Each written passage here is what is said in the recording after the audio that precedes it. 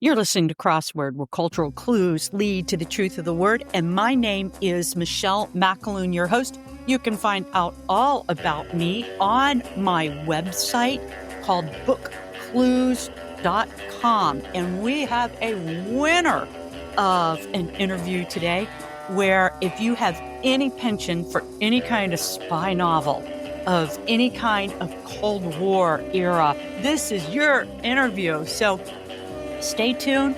I hope you enjoy the interview. If you can, like and subscribe. It helps the old algorithms. Anyway, thank you. God bless. Happy listening. Today, we get the great opportunity to welcome Shaun Walker, who has written a opus of a book for the spy world. It is a great book. It is called The Illegals, Russia's Most Audacious Spies and their century-long mission to infiltrate the West. And it is out by Knopf Publishing.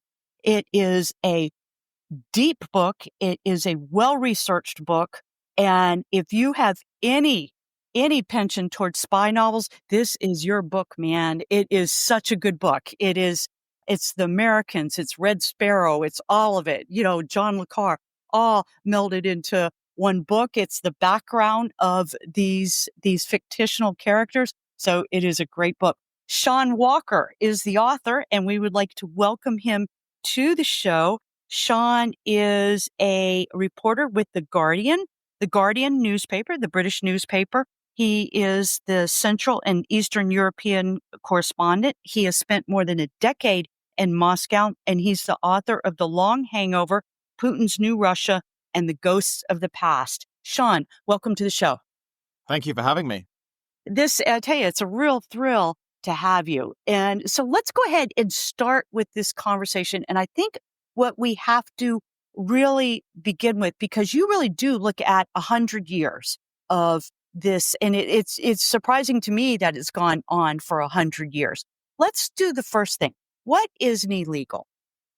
So, in its most basic sense, an illegal is a spy that it's what the Russians call their spies that don't have diplomatic cover. So, traditionally, big espionage agencies have the classic spy under diplomatic cover, which in the Russian system is called the legal officers. And then they will have their spies under deeper cover. So the CIA has something called non-official cover, NOCs, where they might be an American business person or consultant. And the Soviet Union and now Russia has the illegals, which takes that concept but takes it several steps further. So in the Russian sense, an illegal is usually someone who spends several years training to be able to convincingly portray a foreign citizen, so somebody who has absolutely no links at all to Moscow, the Soviet Union, Russia, and can go out on missions spying abroad that might last for months, years, and even decades. Okay, I hate to bring it down to the lowest level here, but most people that I'm talking, that are listening to this conversation now, watched The Americans. I think it was a Netflix series that went over 6 or 7 seasons, one of the best series that's been out there, I think. And you actually addressed the kind of the people that they may have probably sort of were influenced by the story. I think Anna and Lena, and we'll talk about that in a little while. But those were Russian illegals, correct? Yeah, that's right. So that's the story that people know best. That, of course, was set in sort of the height of the Cold War and transitioning into the end of the Cold War. The couple that it was based on, in reality, were operating a little bit later. They left just before the end of the Cold War, Russia, and they were operating in the 90s, and they were busted in 2010.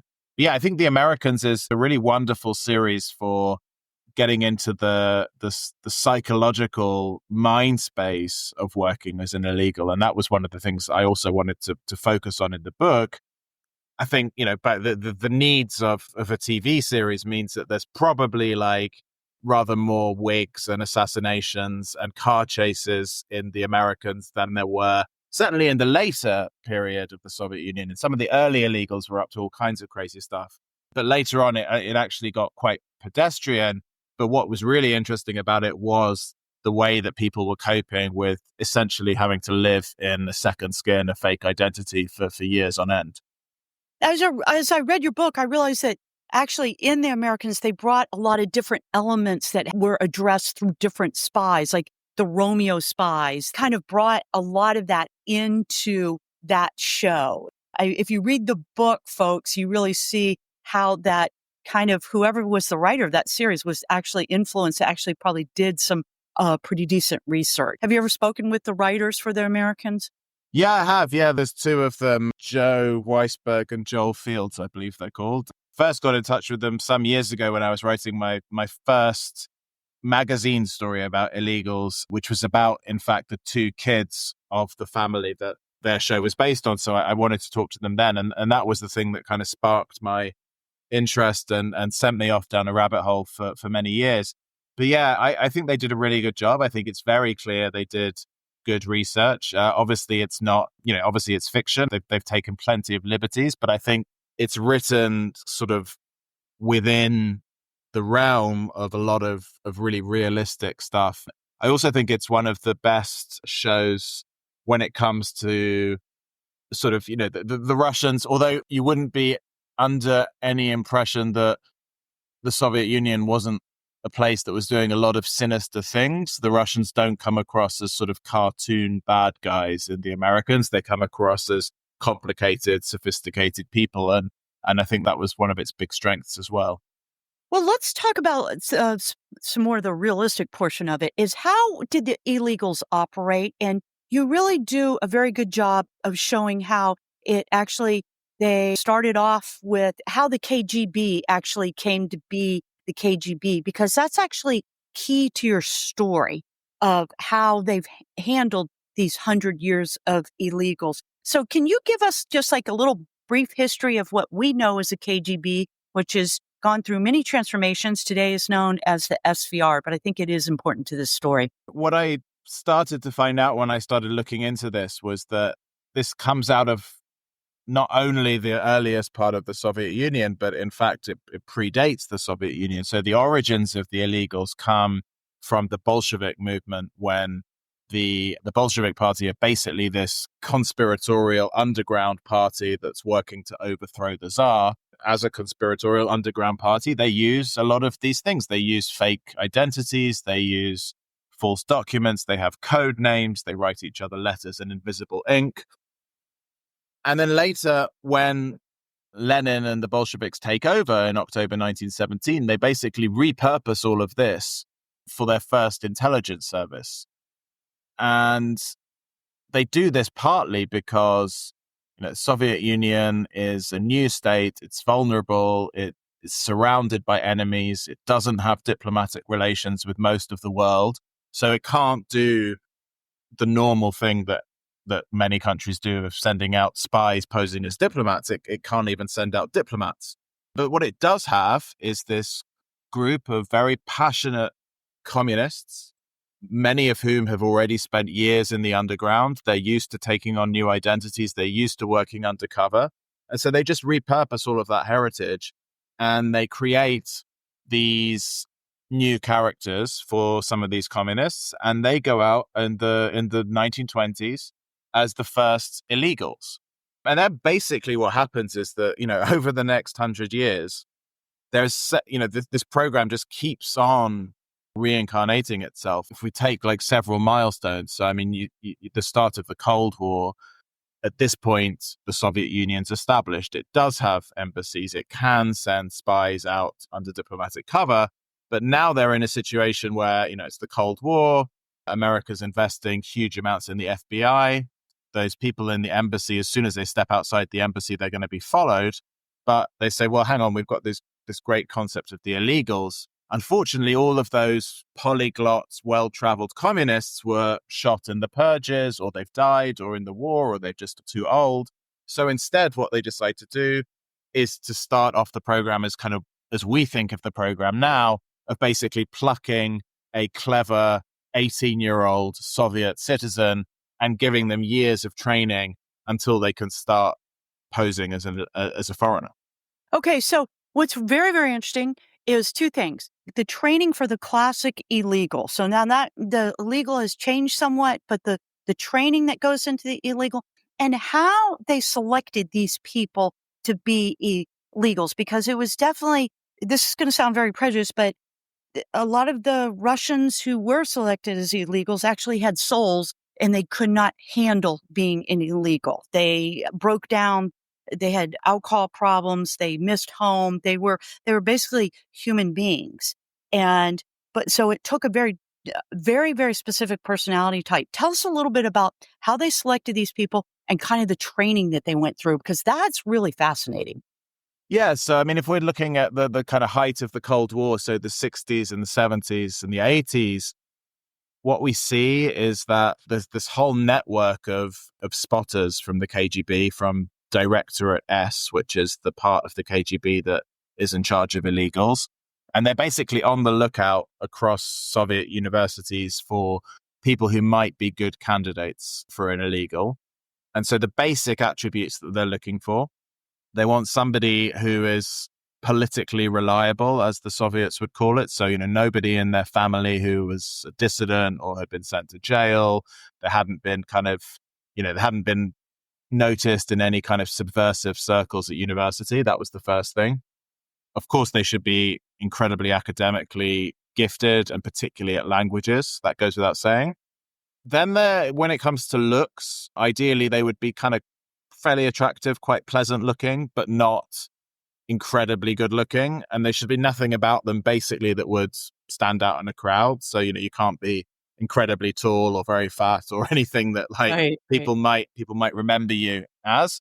And so if they found people that they thought met this basic set of criteria, there'd be a tap on the shoulder, and the local KGB spotters, perhaps once a week after classes at university, would start to take them aside to an apartment and start to chat to them about the future. They may give them some tasks to write personality reports on their friends, to look out for suspected subversive elements in the university. They might get them incredibly drunk and see how they behaved when they were drunk. Do all these kind of different tests and exams. And then if at the end of that, it was felt, okay, this person really might have what it takes to be an illegal, they would then be sent usually to Moscow, although sometimes to Leningrad or Kiev. And there, the real training would begin.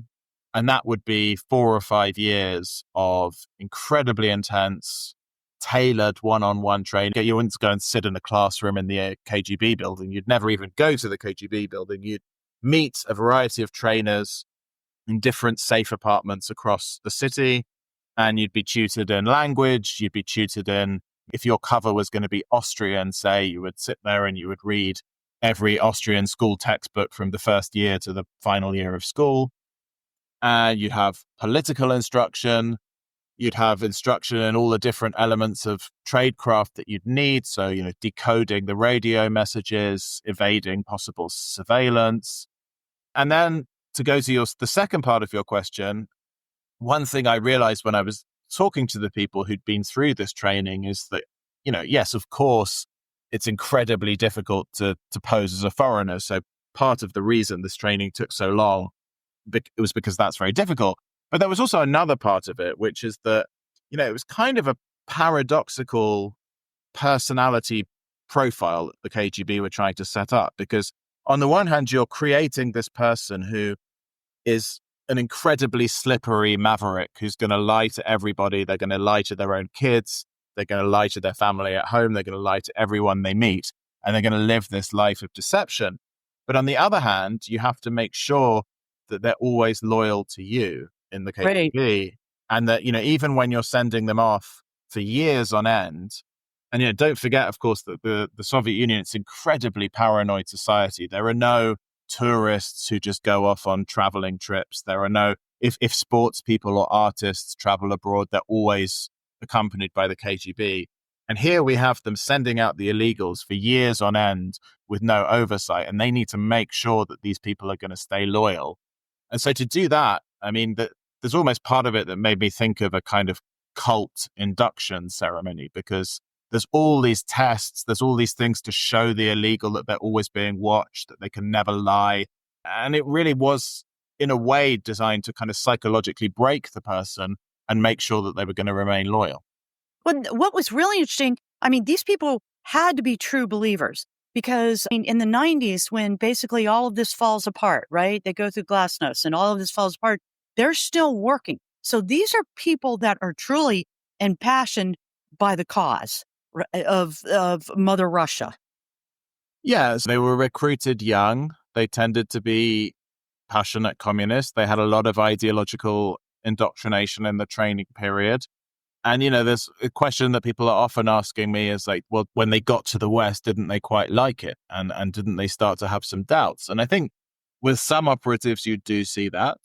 But with other operatives, I think what you see is that living in the West, they're exposed to all of the flaws of the West. And of course, these were not and are not perfect societies by any means. So they could see all of that.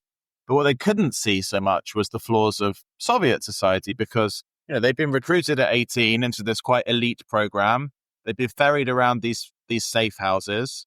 And then they've been dispatched abroad quite young.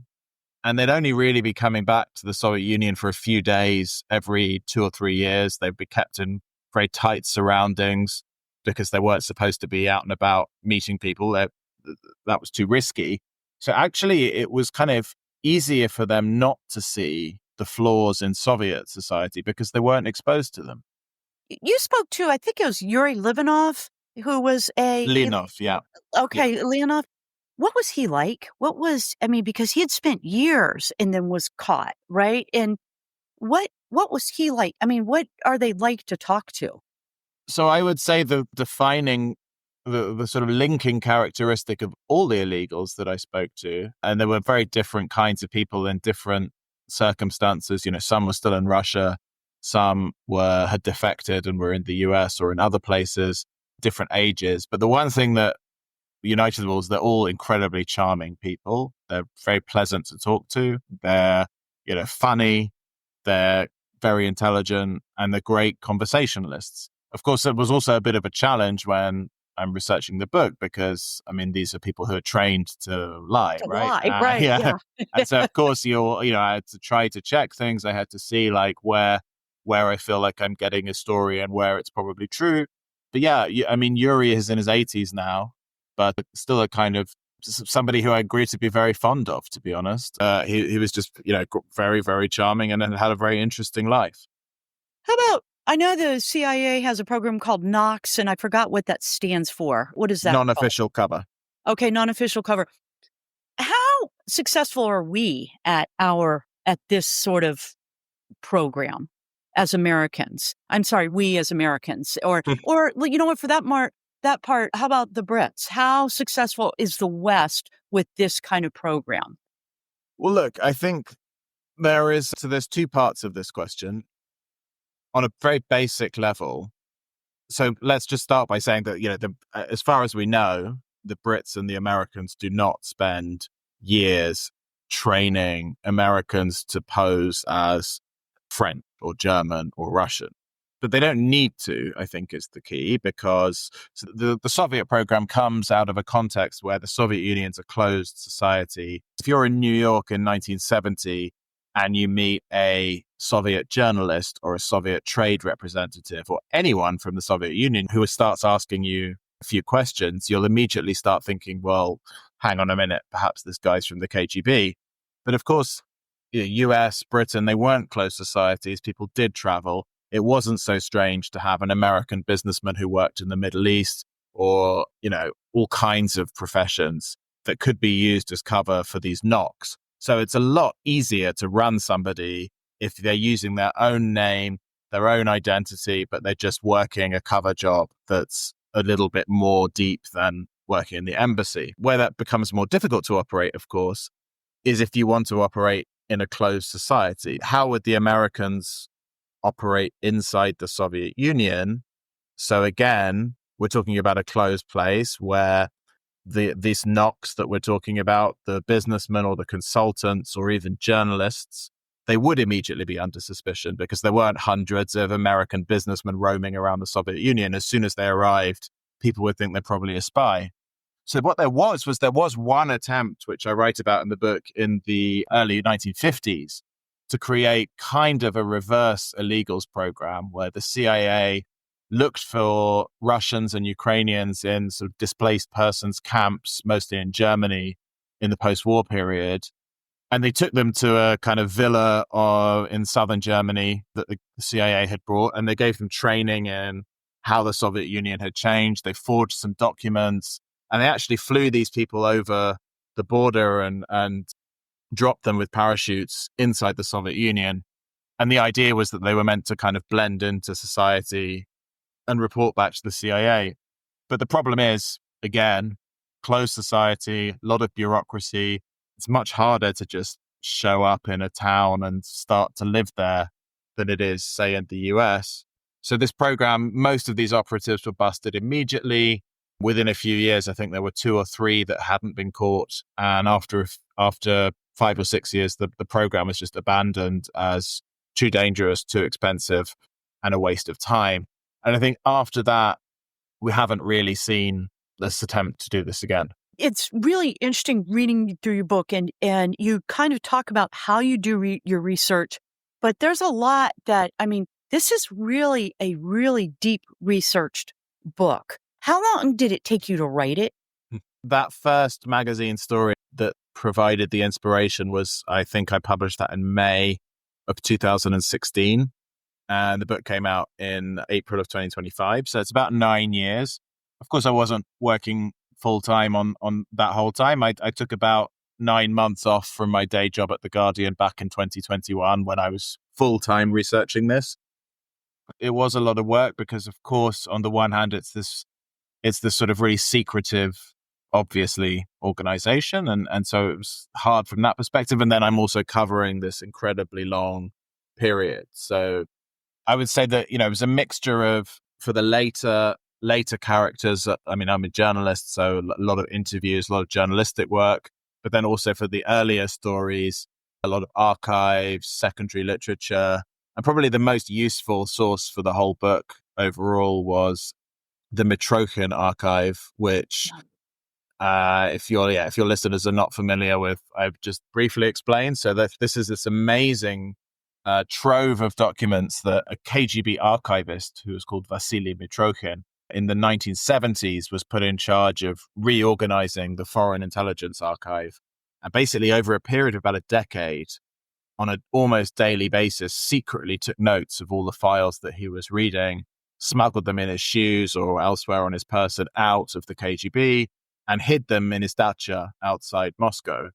And then just sat on, he retired from the KGB in 1984 and did nothing with these notes for 8 years. And then in 1992, when the Soviet Union collapsed, walked into the American embassy in one of the Baltic capitals and said, I've got the entire KGB archive copied. And they kind of thought he was a mad old man and sent him away.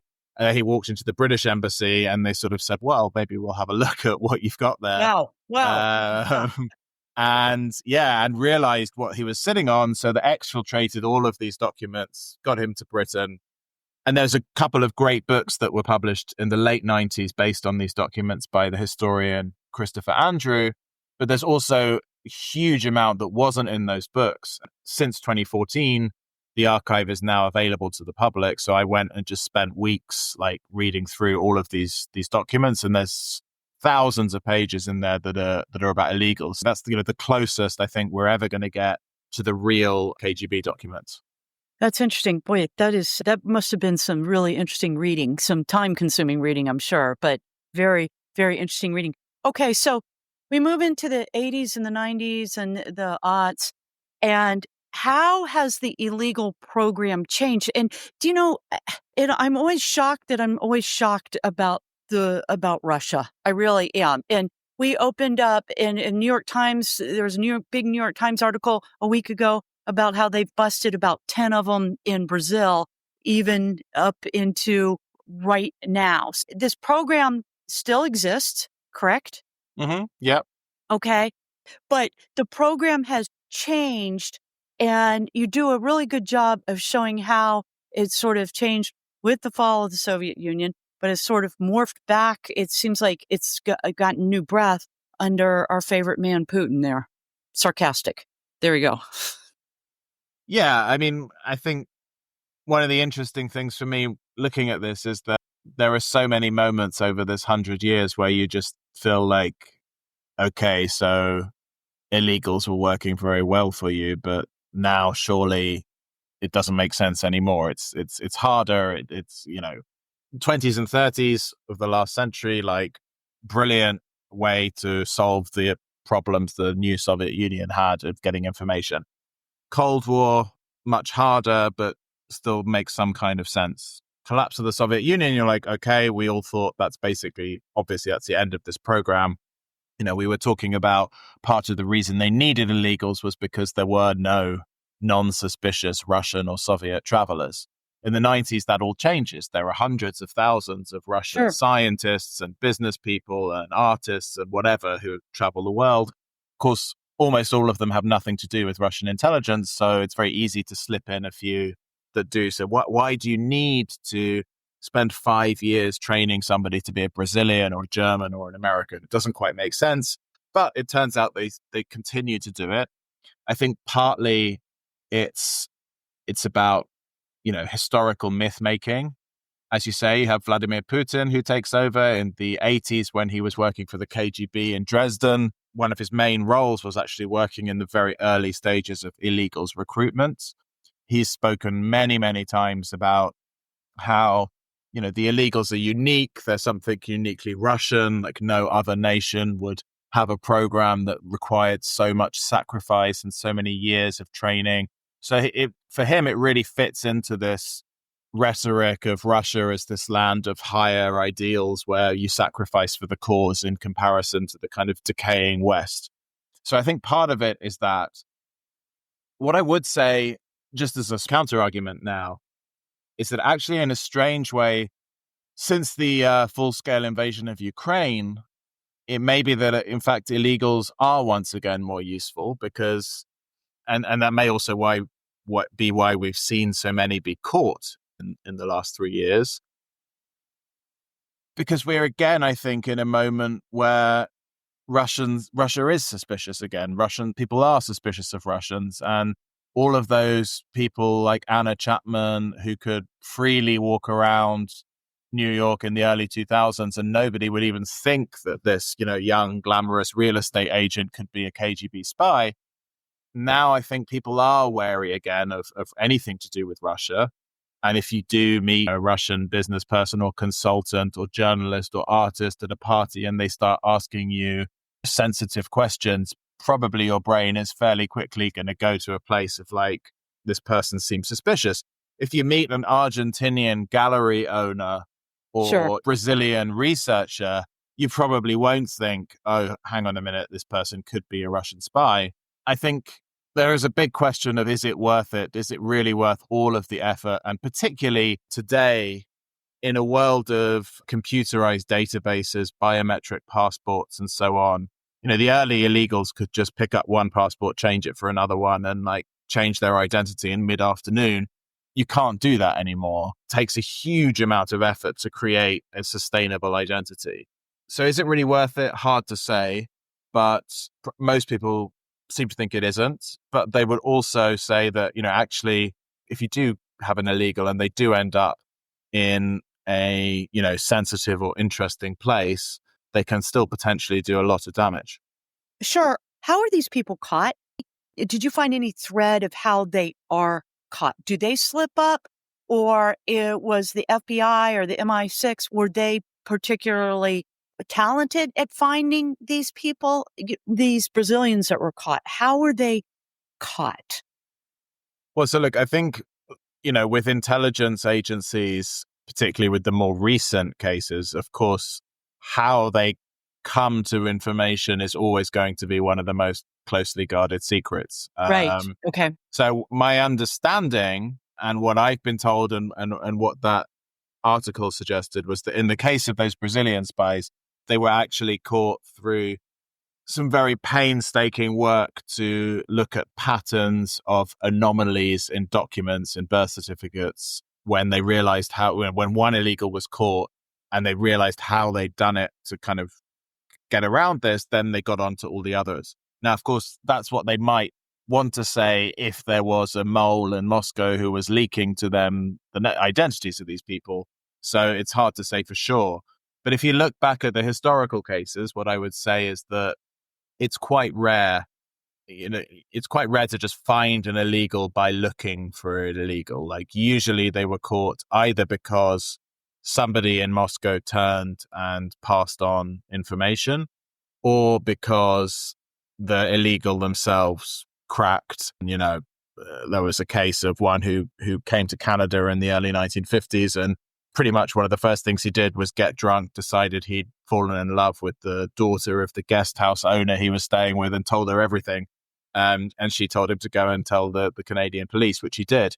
So it's much more often that it's either a sort of crisis of faith or it's a defector. There was just a 1,000-person prisoner exchange over this weekend between Ukrainians and Russians. Any chance that there may have been illegals in that? Or I was reading through some of the articles seeing if I could find any hints, but I didn't find any hints of that. So no, I think that's probably quite unlikely. I think that because that's mostly going to be, soldiers and Sure. civilians in the war. Yeah. So I think the last exchange we saw with illegals was that one in August 2024 when we had the pair of supposed Argentinians, who came back with their 2 children, who apparently were only told on the plane that they were in fact Russians. And another illegal who was posing as a Brazilian researcher who was arrested in Norway. Did you get a chance to talk to those children that were the Argentinians? Did you say that or no? No, so they were only 8 and 11. Okay. So I probably wouldn't be bothering them even if I had the opportunity. No, that's Yeah. I think okay. I remembered something wrong there. When you were researching this book, did anyone reach out to you and say, "Hey, where are you getting this information from? Or did you come under scrutiny at all?" So I think there were definitely places where I would find people's names in archive documents, and I would call them. And there was several former illegals who I tracked down who basically told me to get lost, and they never wanted to speak to me. There were others who I, worked on politely and slowly, and tried to kind of marshal all of my charm as much as I could, and kind of persuaded to talk to me. But yeah, and I would say since the publication of the book, I'm also getting a lot of emails from people who are saying, I think my neighbors might be illegals, or I think my dad might have been illegal. Right. And I mean, who knows, right? Maybe some of them were, but I'm remaining mostly skeptical so far. When things don't add up, right? Yeah. I've got a few family members. Yeah. No, family, I love you if you're listening to this. I don't think anybody is an illegal. Well, the story is just fascinating. And it just fascinates me because it seems like it would be nearly impossible to do this now. And especially in the United States, where everything is going towards, you have to have a star ID card. You have to, I guess they're bright enough to get around the system somehow. But as biometrics comes on board and you have to have verification of everything, I just find this fascinating. Don't you think they maybe use it more in a soft direction where they know that a Soviet businessman or a Russian businessman or a Russian family, and they're saying, "Hey, what did you find out about that?" Or what did you find, and not actually the illegal program. And you actually bring that up, that was a technique that they started using. People could be out in the open and spying out in the open. Yes. Yeah. So, I think Russia uses a whole range of different things now. And when I was saying that, what we've seen, I think, since the full-scale invasion of Ukraine, with all of the expulsions of diplomats from Russian embassies across Europe, and of course, many of those diplomats were spies posing as diplomats. So that's massively reduced Russia's capacity to use spies under diplomatic cover. Part of the kind of loss there has been made up by relying more on illegals, and I think that's maybe one of the reasons we've seen so many be caught. But we also see something that's, different to all of those things we've talked about so far, which is the recruitment of people to take part in sabotage operations And that's done via Telegram, the messaging app. So, there's cases, I was covering a few cases in Poland where people are recruited, offered sort of $200, $500 to burn a car down or put up some posters. And this is something that the Russians can do without the intelligence officer even leaving Russian territory. They recruit them remotely, they pay them remotely. And if the person is caught and jailed, then okay, nobody's going to put a big effort to exchange them. They'll just recruit someone else to do it again. So I think there's a whole spectrum of different ways of carrying out operations for Moscow, and that's not surprising. But perhaps what is surprising is that illegals are still part of that. And I think it's both confusing from, as you say, it's so much harder to do. And it's also a bit confusing for me. And I think we saw that in some of the text messages between the illegals that were published as part of that New York Times Yes. investigation, where they're kind of asking, the guy is asking his wife, like, why on earth did we get into this? This is like such a waste of time, and it's like messing with our minds. And, for me, it's quite easy to see why a bright young Soviet kid in 1960 or 1970 would think this is a very, very attractive option, because there were not many ways to see the world, to travel, to learn foreign languages. If you're a bright, young, smart, wealthy kid in Moscow today, for Yeah. me, I would think you have many more appealing options to go and have a life in the world and sort of, do interesting things than this, like, contorting yourself into Right. Yeah. this other Absolutely. personality. So for me, it's very confusing what the motivation is now. Yeah, that's really interesting. Though, one last thing I do want to talk about was the 2016 Trump election, the Russian influence on the election, and basically we're able to make fake illegals on the internet. To me, that is still astounding, Shaun, that happened or supposedly happened. That they were able to maybe influence the election. Who knows? But I mean, that's got to be spycraft in the future. Yeah, I mean, in the book, I call these virtual illegals. Yeah. Somebody was aggressively messaging me on X afterwards that, like, these are not illegals. It's completely different. You've got no idea. And I was like, well, listen, I know it's completely different.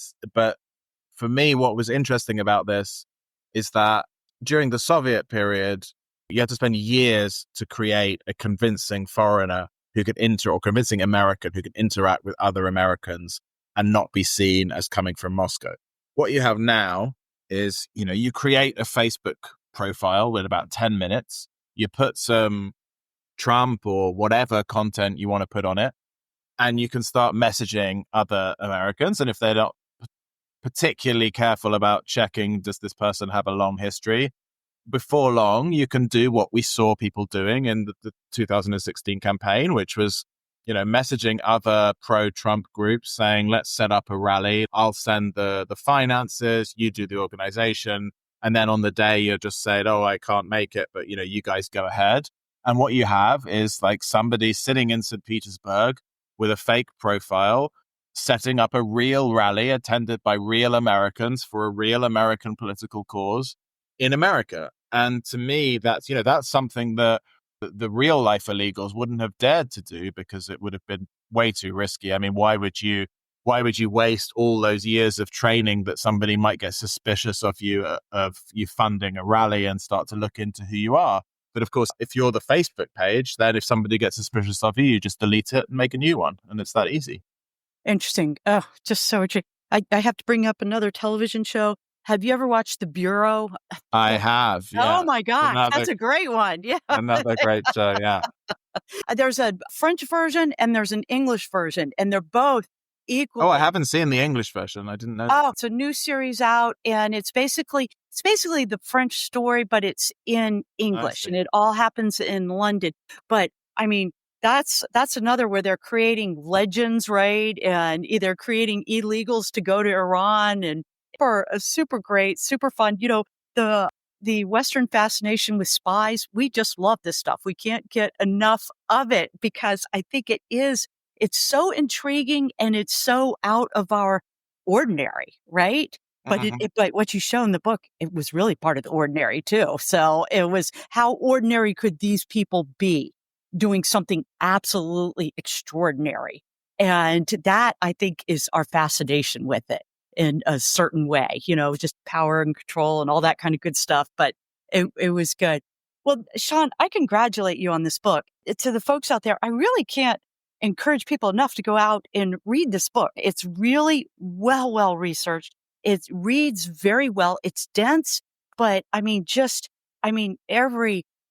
spy novel you've ever read backs up everything that you want to be about spies and want to know about spies and illegals and all that kind of stuff. So it's a good read. It's a fun read. I actually think it would be a great summer read.